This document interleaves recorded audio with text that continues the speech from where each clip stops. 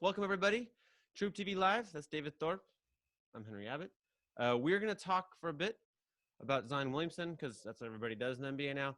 If you have a question for us, click the little chat button, put it in the right. Last time, we didn't get any questions, which was surprising.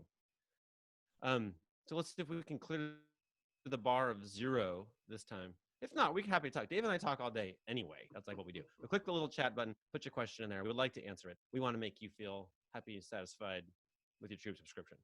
All right, David. So you wrote about Zion Williamson's brain. We just published it. Tell me how you came to this topic. So, of course, he came off last year, and we wrote about this at TrueHoop last year, that he had the best season, I thought, in the history of college basketball for any class, and he was a freshman. So he came into the league as an incredibly dominating player, even though he wasn't ranked as a number 1 high school player going into Duke. He obviously was a top 5 guy or so. And it just in watching the games, we all know where he's going. He's going to the rim, and he's going to use his left hand. And he scored 25 or more 5 straight times, one of a couple teenagers in the history of the NBA to ever do it. The other guys, I think Trae Young and Luka Doncic are primary ball handlers. Zion is not a primary ball handler. A lot of his buckets have been assisted. And so that shows you that he's doing it when he does have the ball and when he doesn't have the ball. He's going to the rim. And it reminded me, I'm lucky enough to, of course, as you all know, I live in Florida, where Shaquille O'Neal initially started playing. And I did watch a lot of his games in Orlando as a rookie.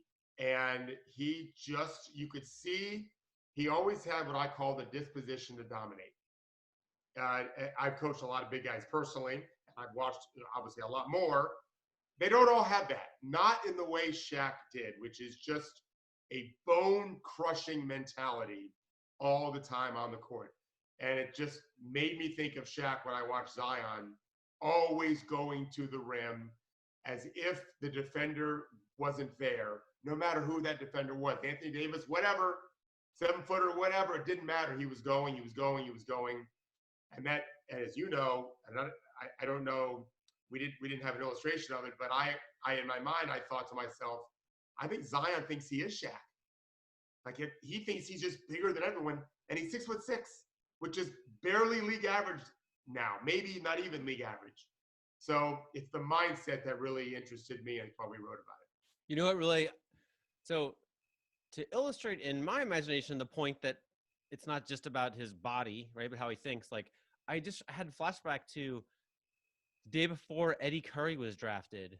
They have these kind of media events, and there's not a lot of people at the Eddie Curry table, right? And I went over and talked to Eddie Curry for a while, and I was like, just kind of doing the math. I'm like, look, like with your size, you're like top 10 in the NBA size match with Shaq.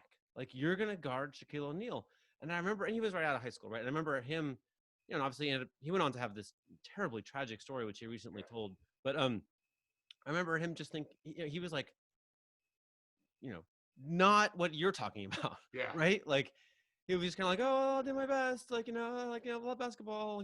I don't remember exactly what he said, but I remember thinking like, oh, I don't think he's really like his career in the NBA is going to be win that or get crushed by that. Like he doesn't really have the opportunity to just sort of drift along and do okay, right? That's not how you stick in the NBA. And I felt like what you were saying to me is like Zion's showing the opposite of that. Well, I'm really glad you mentioned it. You and I haven't talked about this part, but I personally coached players and certainly seen players 6'10", 6'11", 7 feet more who walked with slumped shoulders. They didn't like being that big. Yeah. Kevin Durant doesn't want to be called a 7-footer. Obviously, he plays great, but there is an element of I don't want this attention. I don't want to be the tallest guy. Yeah. It starts off when they're much younger, and they either grow out of it, and if they're talented as athletes and hard workers, they'll be great. If they don't grow out of it, they don't make it. This is exactly what you're referring to, right? Zion is convinced, in my mind, he's 7'4", 290 pounds, and the world's fastest man, or LeBron James and Shaq's body. That's how he attacks the NBA, and it's to the detriment of the NBA players because he is a very impressive freight train playing downhill constantly. And I didn't write this, but you'll remember this, Henry. We might have done a Troop TV about this. I know I did an article about it years ago. You remember Gilbert Arenas? Of course. Our editor, Royce Webb, back then asked me if I could find what made Gilbert Arenas special when he was really rolling, right? And I grew up at, I'm 55 now, but I grew up at a time when Joe Frazier was still a considerably famous boxer. And my papa, who died in 1983, we would watch boxing matches together. And Frazier was always on the hunt.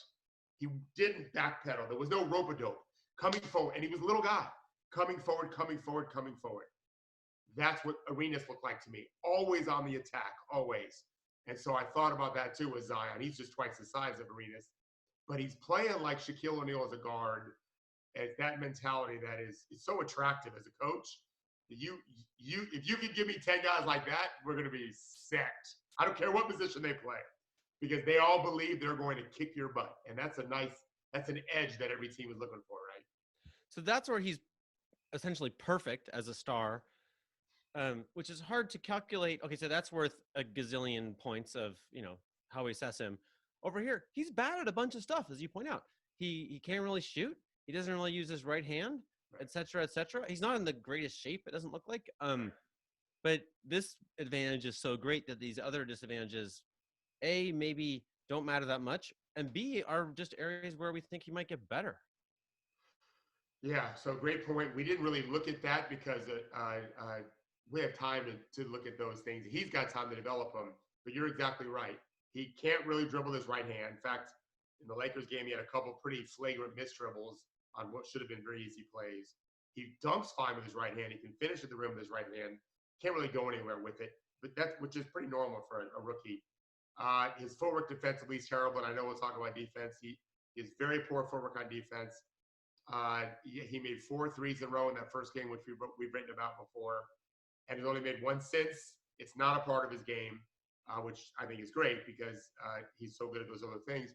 But we shouldn't shortchange the immense talent that he does have, his feel for scoring. He's been scoring for a long time. You can tell. This is not a guy that's just learning how to score. The nuances he gets, the timing, how to use that little, I used to call it the Carlos Boozer bump, the Boozer bump. He knows how to bump a guy off and then get the angle that he's looking for. He can scoop, he can dunk, he can finish normally. He knows how to get fouled. He's a foul magnet, as you even pointed out to me when you were doing your research. He's got a very good IQ for scoring, not for playing necessarily yet, for scoring, an amazing feel. Some guys just have it, right? And it helps to have a lot of experience at it. I think you mentioned his body smartly too. I don't know what he looks like without a shirt on. I know that it doesn't look like he's in the best shape he can ever be in, which is incredibly normal for a 19-year-old. If Kevin Love is maybe the best example of how a body can change in just a few years and then keep getting better, Zion doesn't look like Kevin Love did. But even in Zion's face, as somebody who's been doing this for so long, I can see, there's 25, 30 pounds he can lose. He doesn't have to, but he can. This sounds weird. Just to be clear to the people watching this, David does this all the time. Like I guarantee you right now he's looking at my face and he's thinking like how much I weigh compared to 10 years ago, right? Like and you have David's skill set and expertise, like that thing he just said is normal. Yeah. Well, look at Jokic. I wrote about this and I tweeted about it and got some people angry, but you could just see, well, first of all, it's not hard to see Jokic from the shoulders down back then, but you could see it in his face. Jokic now, I mean, I don't know how much weight he's lost. No one really knows, but it's 24 plus, right? Zion isn't as big as that, but I still think there's 20 pounds to lose if he wanted to. LeBron at one point, I had a player tell me during this season, someone who knew LeBron well, not a teammate, said that he was told by one of LeBron's teammates, he was, I told you the story, it was like 275, 280 during the season. This is going back 9 years ago. He clearly doesn't weigh that now. LeBron doesn't. What does he weigh? 240? I mean, LeBron has lost a lot of weight in his career. And he was never heavy. He was just muscular, never fat, I should say. Zion is 19. He's going to have some body fat. It's okay. Zion at 23, if he really devotes to a healthy diet year round, is scary as an athlete, because the burst that he has, Henry, I really want to stress this. There are some guys, the moment you see them, as a coach anyway, they have that burst in terms of movement that is very rare. I went to, again, an example, I went to a basketball game the other day, a playoff game. There's a little 5'10" kid on the court for the team I was watching. I'd never seen him before. There was a jump ball. The smaller of the two guys won the jump ball. One of my son's best friends. The other 7 guys on the court hadn't taken a half step. One kid, 5'10", zoomed to the ball like 4 steps in the blink of an eye. And he's heavy. He looks like Zion, 5'10". It turns out he's a junior. Right away, I thought, okay, like, I'm seeing a very elite athlete. I knew nothing about the kid. At halftime, I went to go see one of my friends whose son was their captain of this team a year ago, who came to support the team. And he told me, oh, yeah, Alabama football has already offered him a cornerback. Well, of course they have, because he's built like Zion at 5'10", and he's the world's quickest, fastest guy at that age. Almost no one has that, which is why Alabama offered him. That's what Zion has in a 6'6" body with long arms. So as you carve out that body, which will happen with time, he's only going to grow as a player. And that's a scary thought for the league, because he's already an exceptional talent. I apologize. I'm so late to like maybe my best idea ever, which is I want to do a thing where like people show you a photo of them like before and after, and you tell us how much weight they lost. You got this, right? You can do this. I don't know if I'll be any good or not, but I wouldn't be afraid. Or let's open the booth at the carnival where it's like, the guy who just guesses your weight, right? Like, let's just do that. I'm better predicting that they should if they want to get much better at basketball. I'm not sure I'm good anywhere else. What kind of booth is that, though? Like, yeah, ma'am, you should lose 30 pounds. Like, nobody's going to that booth. I've told you many times, I have the smallest window of skill sets. Luckily, my wife is happy with just the tiny bit of skill sets I do have. And that's about it. No, we're going to do this. This is going to be great. Look, we got a question from Josh, but we're going to hold on because it's a totally different topic. I got one more Zion thing. So digging into Ben Falk's cleaning the glass stats, was eye-opening that while Zion is, I think, like +2, the Pelicans are maybe +2 or 3 points when he's on offense. And like -10, as in he's making the other team's offense 10 points worse when the Pelicans are on defense. It's only a dozen games. It might prove to be just small sample size theater, as Kevin Pelton would say. But you watched a bunch of video, and it's some interesting stuff going on when Zion's on D. What are you seeing? So, well, first of all, I don't know that it isn't just a small sample size thing, because there's a lot that he doesn't know how to do yet. The game is really fast. It's incredibly complex and difficult for anyone to guard these guys. But the reality is he's not fouling. That alone, and you pointed this out, which is why I wrote about it in the piece, is enormously helpful. Which the worst thing you can do, in my opinion, is foul in most cases. And yet he also draws a lot of fouls. So very positive on one end and really helpful actually on both ends. Get fouled, but don't foul, right? He's big and strong. He has a good feel for the game. The fact that he's not a big puppy out there, which a lot of players are, young players tend to jump and they tend to foul. It drives us all crazy. He is a much mature approach, and partly he gets it. He's not supposed to foul. They need him in the game, so don't foul, which is what I would always recommend anyone. He just has a good sense of, okay, if he takes a tough shot and makes it, I can live with that, instead of being super eager to make every play. And that's helpful. But I think the number will change over time, because I don't think he knows what he's doing yet altogether. But I tell you what, you should be happy that he's already had this impact. If it was the reverse, that would be a bad thing. Can you tell you that one of my favorite we just got a comment from someone named Zion Williams. So can you tell your David West story? Oh yeah. I was amazed you remember this. So many my favorite story. I love it. Yeah. David West had just finished his sophomore year at Xavier in the Atlantic 10 and was the conference's player of the year as a sophomore. In a very competitive league that never has guys go early. So he outplayed all the juniors and seniors in the league. And then they hired my friend Thad Matta to be the head coach at Xavier. And he had an assistant named John Gross, who became the head coach himself in the Big Ten. A good friend of mine. I was at his wedding with my wife. Great guy. And I came in town once to see them play. And John asked me to come to his house first and watch David's tape. And all he was doing is complaining. This was their first. I think they played Miami, Ohio, so it wasn't a league game, but it was the first big game, and they played against a relatively good big man, and Xavier blew him out. But John was really upset that David just kind of ignored all of their pregame focal points. You got to deny him here and deny this and race here, and so he wanted me to see the tape and again give him some ideas as to how they can do this better. So they put the tape on, and I knew that they had won by 25 points, and that was all I knew. And every possession, Miami is pounding the ball to this kid, clearly trying to get David West to foul them. And he just is letting the guy catch it. He's talling up. The guy misses every shot. They come the other end. David West gets fouled, scores. I think the guy had 2 or 3 fouls in a matter of minutes. Xavier's up 10 points before the first TV timeout. David West isn't sweating. And the Miami, Ohio coach is red-faced, yelling and screaming at his guys. And John stops the tape and says, "Can you believe this? West ignores us this and this." And I'm like, dude, never say this publicly or everyone's going to think you guys are idiots. David West thank God he didn't listen to you. He dominated the first 4 minutes of the game. You're cruising to an easy win. He has no fouls, no sweat. The other guy wants to quit the game. What are you doing? Why are you getting him so amped up to play against a guy that is nowhere near his talent? And it stunned John. And of course, I think he listened to what I had to say. David West was player of the year as a junior, and then clearly was a first-round pick, came back again. So he must have liked those coaches very much because they didn't overcoach him. He already was a brilliant basketball player at 20 years of age, and we saw what happened his whole career, right? He was an overachiever in terms, I think he was drafted 16th and had a great career and played with Golden State, whatever. But yeah, as coaches, we want to do so much.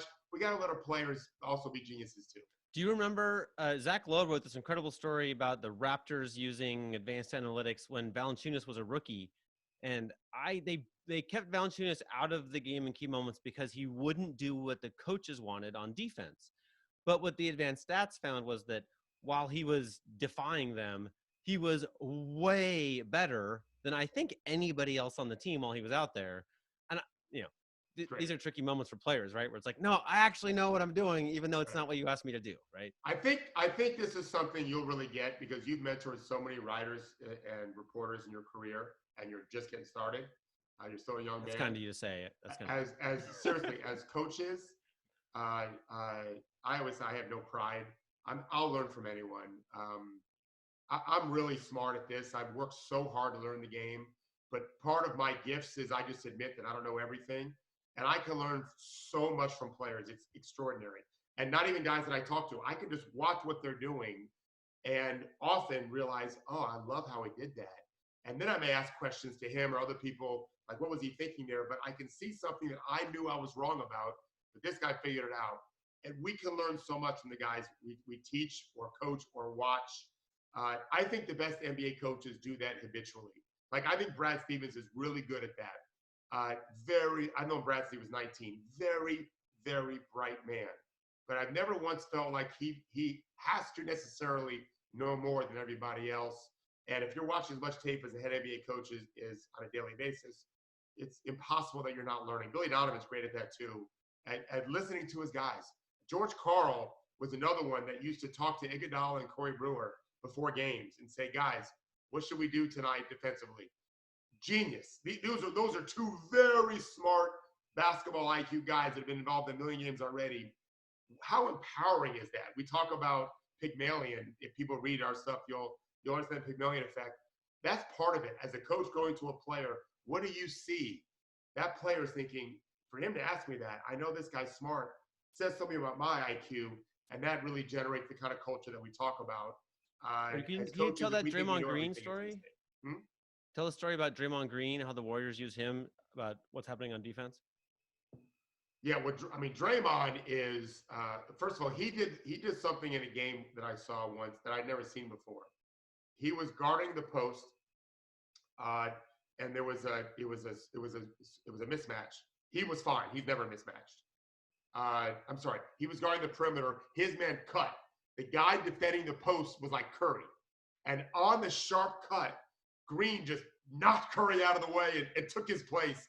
I had never seen that in live action, a switch on ball side post play. And Curry figured it out because he had no choice. He got shoved out of the way.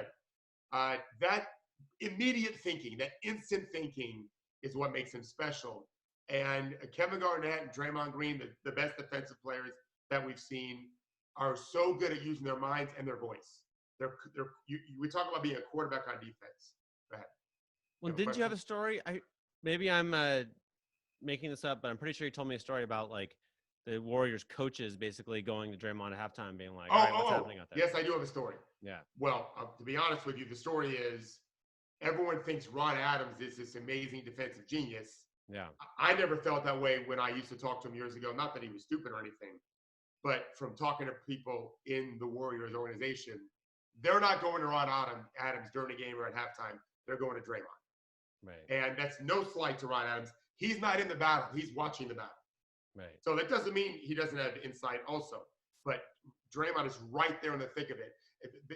We talk about making the games more interesting for viewers. I can tell you this, Henry. I'm never more curious watching a game than when I watch two players on the same team talking. Yeah. On the court. I'm dying. I don't know what they're saying.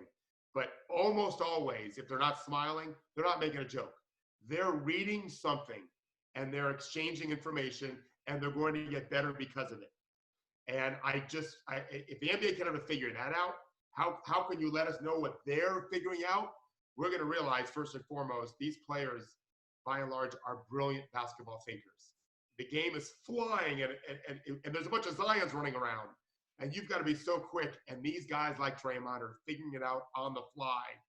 And we don't get a chance to know what they're thinking. We might see what they did, but not hear it when it's happening. I wish we could do that. I think there's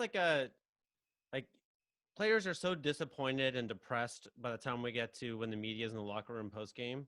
And I think so much of it is just exactly that. Like, they're like, the game is this tremendously cerebral thing, which is like this giant, it's like they built a fancy Lego or something. And then we come in and ask these, like, it's just the dumbest questions ever, right? Like, we don't know anything about basketball. And so it just doesn't connect with what they're excited about. And then when Kevin Arnovitz was new to the league, he just didn't know the rules, right? And he would just go in and be like, what were you guys doing on, like, in the third quarter? There was just one set and you were over here. And what was that? And some players are like, screw off new guy. But a lot of them are like, I would love to tell you all about that, right? And they would just geek out. And I do think it's way more like there's way more kind of architecture to their thinking than they often get to address. Yeah, so I just called you about this the other day. My son and I were watching a Florida State college basketball game, and they were down 8 to Louisville at halftime at home. Florida State had won some crazy number of games in a row at home. And I said to my son, watch what happens second half. The coaching staff is so good at motivating players and inspiring their guys. Watch how great they come out in the second half with so much more energy, whatever. And I was right. They won the second half 50-27. They destroyed a top – Louisville's number 11. Florida State was number 6. They destroyed him. After the game, I texted one of their associate head coach is a longtime friend of mine. And I texted him and said, hey, great job. My son and I watched, really fun to watch. And what a great job you guys did. At halftime, I told my son how great you guys get at motivating your players. And he wrote back, actually, we made a bunch of adjustments. They changed up something they were doing offensively that we'd never seen before. We made this adjustment, this adjustment, this adjustment. He told me what they did. All cerebral. And you would think I would have seen that, but I was trying to watch it more as a fan with my son, watching my friends play, and I was wrong. It's such a cerebral game, which it has to be. That's why I've had to study this game for 30-plus years. There's a lot going on. So when I mentioned, for example, that Zion has no clue what's happening, how could he? He's 19. Yeah. Right? He's so much better than everyone in college last year. He didn't have to pay attention to anything. LeBron was this way, by the way. When he first got to Cleveland as a rookie, his footwork was terrible. I made comments to people. It's clear he didn't play college basketball for a defensive-minded guy because his footwork's awful. His instincts are awful. People think players are born with instincts that they keep. They're just wrong. That's a myth. We all have the instinct to touch fire, but we don't. You learn your instinct. Now we have an instinct to run away from fire and poison, right? We run away from stuff like that. We run away from wasps and those things. We learn instinct. LeBron's instincts, well, I kill wasps, as you know. LeBron's instincts now are honed from 17 years of playing against the world's best players. Yeah. This was not who he was 17 years ago. What are you laughing at? David has a wasp phobia. Every now and again it I don't like peeks out. They're trying to sting my kids. I don't like them. I kill them. You're like the toughest guy in the world, but for this one thing, just they got you, man. I kill them and I leave their All right, cards. who's ready for me to make Judy? Let's make Judy super nervous. Judy, I'm calling audible here. Let me know if it's possible. But Gerard, who's on here, has a great question. Great guy, friend of mine. I'm wondering if we can add him with audio and video, or maybe it's audio. Gerard, you into this? Like, you want to do I'm this? cool. I'm here. Hey, he's there. There he is. Right on. What's up, guys? Man? I'm good. How are you? Good. Meet David Gerard. Hi, Gerard. You guys. Coach, how are you? One of my favorite basketball minds in the entire world. Thank you very much for saying that. I appreciate it. Well, look at that. We didn't even know he was going to be on. He's got a really beautiful, he's well lit. Like, he's got cool artwork. Am I? I can't even tell. Go ahead. Ask your question. Yeah. So, Coach, Zion obviously is the talk everywhere and around, as he should be. I wonder, the conversation around his body is so disingenuous on many levels. But from a concern standpoint, how concerned should we really be about his style of play on his joints and ligaments, right? I mean, these aren't like tires where we can just replace them and get new ones. Once they're done, they're done. So, is he going to have to change some of the way he plays? I know this is weird, but the gait and the way he walks looks so strange to me. And again, I'm not a doctor, so what do I know? But are these things that we should be concerned about? Well, of course we should. He's got this incredible talent. They're going to pay him millions and millions of dollars, and it doesn't help when they're not healthy. Your point about his gait is fantastic. I think he looks like a bundle of raw energy ready to explode. Yeah. And he plays like that. I think it's important to consider his body and his training. He's going to play the way he's always going to play. You wouldn't want to change that. They drafted number one for a reason, right? He's earned that. He's already shown it. How does he train with the team, on his own, in the offseason? These are things that should be managed. And quite frankly, I think their management group is smart. I think David Griffin will look at all those things. And it takes time to get Team Zion to trust Team David Griffin. Yep. Hey, this is what we see for you. This is how you should be eating. And he's young. He's 19, right? So, how do you tell a 19-year-old this is what you got to do? Right. Especially when it's always worked. Right. So he can't imagine ever missing a season. Well, he couldn't have before this year. He missed a whole bunch of time this year. That may be actually a blessing in disguise, in a sense of saying, hey, you are really human after all. Yeah. So that is soft tissue, right? Your bones are not, they're brittle to some degree. We've got to make sure we think smartly. For example, when you're doing your off-season training, don't run sprints on concrete. I don't know that he does, but he shouldn't. We have to look at all those things. And if they do all of that and they watch what he eats and those kinds of things, I think you'll see a different physique. Again, look at Kevin Love as a rookie. I just watched an old episode of Entourage. He was already in the NBA, and he still looked very different than the body issue Kevin Love in Sports Illustrated. If Zion one day can lean out like that, I promise you his game won't change for the worse at all. Yeah. He'll always know how to use it. He'll just be a much better player. And if the injury likelihood goes down, at least to some degree, for sure. Yeah. Well, if you stay right here, we want to come back to this topic. I love it. But really fast, one of our people has to leave and is down to get this question in, which is, can he be Rookie of the Year, or has he missed too many games already? I'm the worst guy in the world about awards, because I think I don't care about awards. I care about on-court play. It doesn't seem likely to me, though, that he could earn it over this particular class with John Morant, who's been so good and has Memphis in a very good spot to make the playoffs. May not make it, but he's their best player, really, and they've got a chance. So it'd be different if no one – there's been years where everyone stunk, where everyone sucked. They're just bad. This is not that year. Brandon Clark's been good also for the Grizzlies. Ja's been terrific and could be Rookie of the Year in many years. So I think he has a huge advantage, but he'll make first team. That's enough. You know what occurs to me? someone's gonna one of those players is likely to make the playoffs and will be leading their team into the 8th spot at the time everyone's voting. It's probably hard for the other one to win. There's no question that makes a difference, that postseason run. We'll be watching that. But what's the most? So Zion's played 13 games now. What do they have? 21 left, give or take. I mean, you're not gonna get to half the season, right? It's hard for me to believe, as long as Ja continues to play well, that he doesn't win that. But it'll be closer than it should be, because I think it should be unanimous. Like, to me, I have rules at ESPN. We used to vote for these things. They weren't official. They were just official for ESPN. One of my rules was you got to play 60% unless no one's played 60%. Like, I had rules like that. You have to have some impact in there, unless someone plays 60 games and stunk. You're aware democracy can be a little irrational at times, right? Like they'll be, these are voters, they're humans, and if at that point Zion's averaging 30 a game and the Pelicans are making the playoffs, like, forget it, he's gonna win, right? Like, that's just you might. So I don't pay much attention to awards. Yeah. I have my own awards right here in my head. This is gonna be like when you're committed to some facility. That's gonna be one of the clips they're gonna use. Like, no, he just said he had his own awards in his head. I don't know. It's weird. All right, back to Gerard. I let me tell you this: when Greg Oden was brand new to the league, he had his tonsils out in summer league, if I remember correctly. His summer league was cut short by his tonsils being out, and obviously he missed a whole year of college with a wrist injury that didn't heal over a whole year, which, as David pointed out, time was super weird. At that time, before he'd played his first regular season NBA game, David said to me, like, "You've got to make Plan B. Like, you need to think about what you're going to do as a franchise for the Blazers if Greg Oden's not going to be 100%, because there's something wrong. This is not normal that he'd have just a wrist injury that lasts this long and then emergency tonsils, etc." Was it his tonsils? I think it was.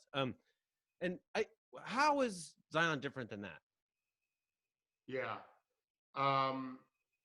I think that, well, there's a couple of things.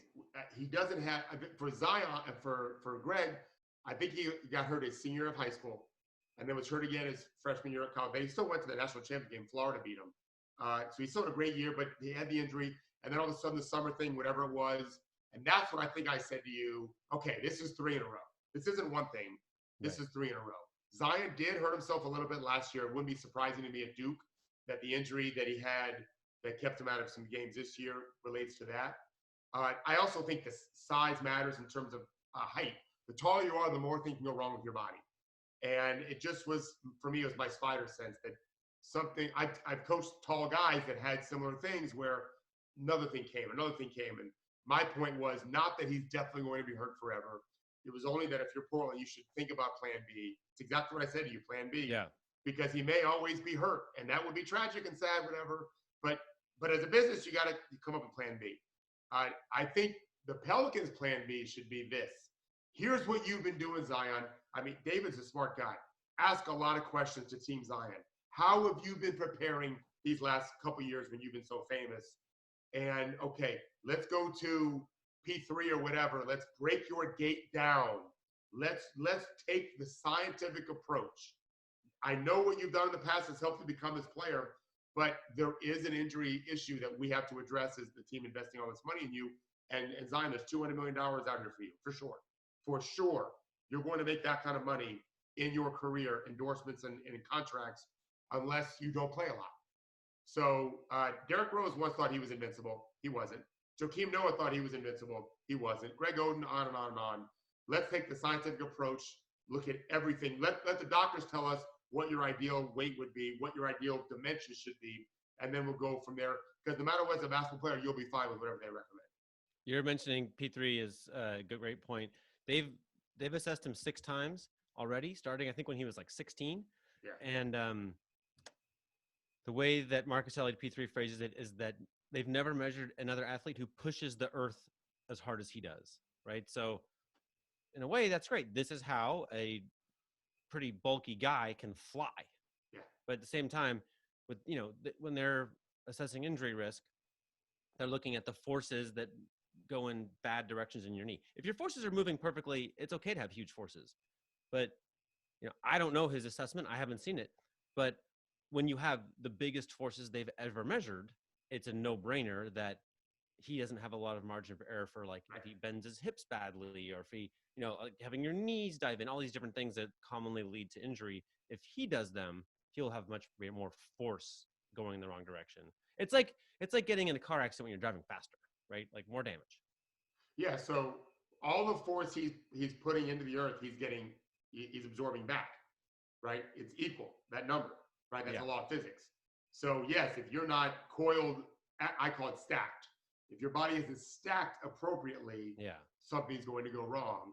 And something has gone wrong. Whatever happened to his knee may not have been just any one thing. It might have been just wear and tear because of all that force he's providing. I just think you have to take a scientific approach. The P3 is one of many you can go to. I'm certain the Pelicans are going to want to do that. I don't know if Team Zion will agree. A lot of times the player is resistant for whatever reason, and the team, not the NBA team, his own team, just doesn't want to piss him off, because then that's when he fires them and gets a new team, agent, manager, whatever. You've got to get them all on the same page, and that's where. And David Griffin's really good at building cultures and trust, and he values that. A lot of other NBA people aren't. He does. And so if anyone can get Team Zion to trust an NBA team, I think it'll be David. Okay. Moving on from Zion, Josh had the first question. How much better shape is actually? Judy, you want to try to bring in Josh? Let's see if we can do it. Josh, are you there? It's like magic. Well, sort of like magic. I can't see you, Josh. You there? Depends who the magician is. Josh, you there? Still, there he goes. Maybe. This is live television, ladies and gentlemen. No. I don't know if you can hear me or not. Oh, now we can. Yep, now we can. Welcome yeah, aboard. So my talking about Nikola Jokic and everything else as far as him being in shape goes. I was looking to see how much better in shape is Luka, and how much is that contributing to his MVP level play that he's having this year. And then also just kind of tying it back to Zion, like, could you see like a similar trajectory with Zion and just being in better shape, improving his play that much more? Wait, Josh is like our first customer at a little carnival booth where we're going to ask David to guess the weight, right? Like that's what inspired me. Yeah, perfect. So very, very smart, Josh. Luka looks great. And I heard last year from friends in Dallas that he was a party guy. And I say that with a very affectionate point of view. I have 18-and-a-half-year-old, well, almost 19-year-old twins. And they're not trying to save NBA franchises. They're thinking about going to college. In fact, they're on the way to visit where my son's going to go to school next year right now. And Luka had to do both. He still had a chance to be a teenager while being one of the best players in the world. And I just don't think he took it all that seriously. I think he's doing that now, which is why I think Zion is going to change his body too. And absolutely, I think it's having an impact on Luka. Well, Henry knows better than I the science behind the effects of wear and tear, recovery, speed, agility, in game, and then game to game. All those things matter.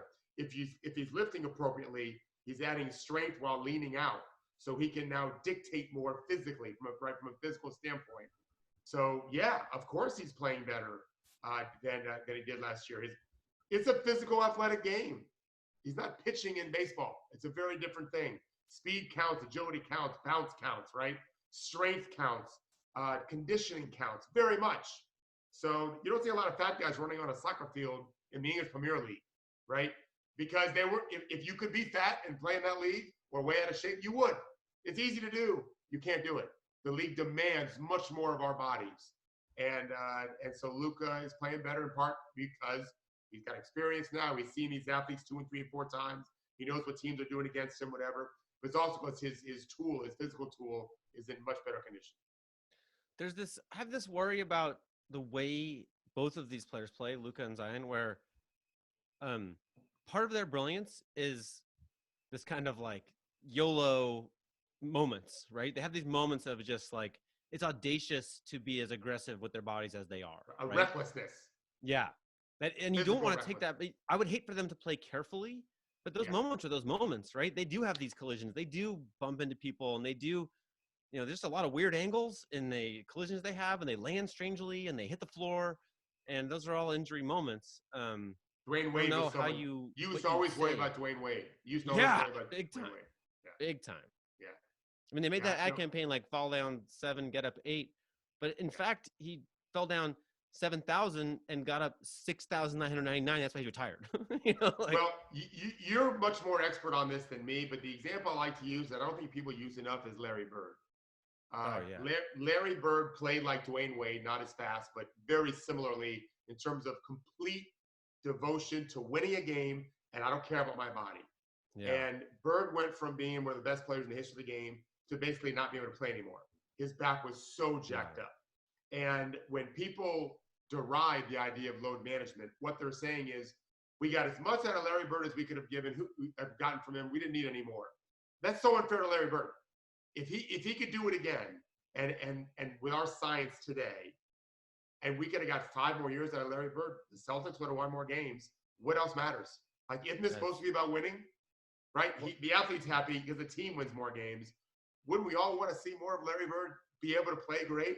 So you missed a couple of games here and there to get 5 more years. That's a trade we all should make. Well, and again, he's showing he's willing to do a whole bunch of hard work, right? If you organize it intelligently, we know from other sports, like, he gets better with all that hard work. But if you just jam it all together into like 4 games a week, then all that same willingness and brilliance that he has beats him up, right? His ligaments and tendons can't handle his brain, right? Whereas if you just say, oh, Larry, like, you did a really hard workout on Monday, now we're going to go for a jog, and now we're going to have an easy day on Wednesday, then by Thursday, he's stronger than he was on Sunday, right? But if you just give him 2 games, that amount of time, like, he's not, right? It's not a great way to do conditioning when you just jam all these games together. So I'll leave with this. Not that we want to talk too much about load management, but we see load management in every sport all the time, okay? The most obvious place is in baseball. My son was a pitcher in Florida, where everything's very, very serious, high level, right? We play baseball year-round. He might play 100 games a year. But we kept track of every pitch. And we had, when he was 13, when he was 9, 10, 11 too. But at 13, you're playing against kids that a couple years later are playing in college, or 3-4 years later. We charted everything because we know what happens to their arms if you overpitch, right? In Major League Baseball, you pitch 1 every 5 games, like as a starting pitcher. Right. Well, if we didn't want to do load management, why would we do that? We'd just pitch him every time, because his arm would fall off. That's why, almost literally. Right. We load manage in sports for a reason, and the NBA is just late to it. But at least we're starting to realize it now. They don't, periodization is like a science, right? And in football, they just play once a week. Oh my gosh, like, they're so lazy. No, it's just a smart way to play, right? Like, they make tons of money. Everybody tunes in, and they just don't play all the time. And it's fine. Like, or, in running, you can really see it because, you have a time. Like, there are always young, eager beaver runners who sign up for every race, and they race like, once a week, twice a week, and fly all over the place. And it's terrible, right? It's a terrible strategy. In that sport, you can see it clearly. I've spent a fair amount of time interviewing the people who know about periodization, and I asked them, who's good at this in basketball? And what they say is, different forms of, you guys don't have it yet. Like, we're just too stupid to have it. We haven't, like, some of them say, I'm the person who knows the most about it in basketball, which is hilarious because I'm a journalist, right? But, so yeah, it does, to me, like, the idea that we're not going to have it. This thing where the league just fined the Timberwolves for sitting, who did they sit? D'Angelo Russell? I didn't know about that. Oh yeah, they fined him yesterday. And basically the league saying, oh, he has to really be injured to sit. I'm like, it's such a stupid position to take that there's no such thing as elevated injury risk that you could know a tip-off, right? There is. Like, there totally is. You can say this guy's at a high risk for injury tonight. That's just a state humans can be in. We got a bunch of questions to get to. We do have some more. I rant over. Okay. Stuart says he's wondering about the Timberwolves. They just came up. What sort of players would you put around Cat and D'Lo? Gerard adds, the Cat's gonna have to show something next season. He's running out of excuses. Puts up monster numbers, but it hasn't translated to wins.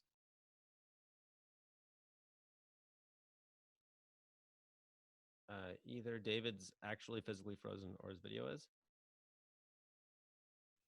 Well, ironically, the guy. You hear me, Henry? I know I can. Yep. Okay. Okay. I'm sorry. I said, ironically, the guy they could really use is Robert Covington, who they traded to Houston as part of this whole thing.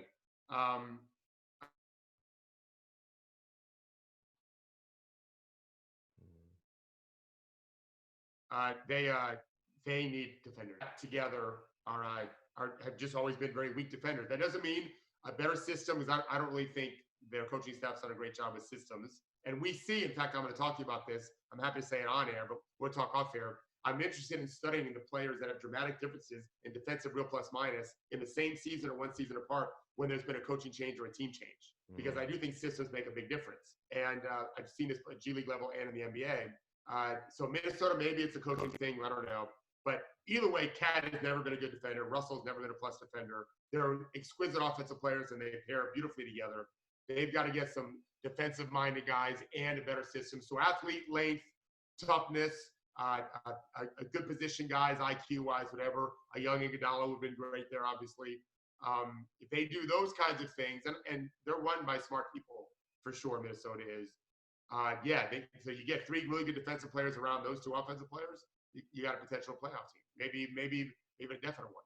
Well, that's the question, right? So now they're kind of all in. These are going to be their stars. Is this D'Lo Cat team ever going to make a lot of noise?